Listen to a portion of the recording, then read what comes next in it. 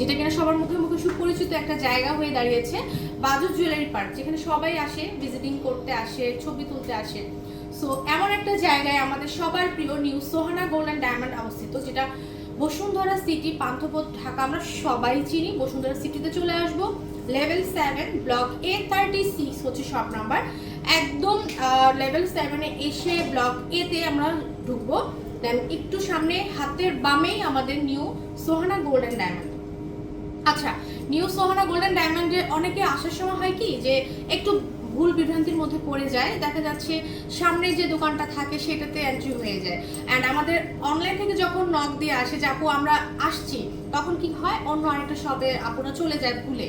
So তাদের জন্যই কিন্তু আজকে একটু ক্লিয়ার করে বলছি, একটু সামনে আগাতে হবে, ব্লক এতে আসবো, এসে স্কেলেটর তো ভেনাসের পাশে, ভেনাসের সাথে আমরা একটু সামনে এগিয়েই আমাদের সবার প্রিয় new Sohana gold and diamond, হাতের বামে।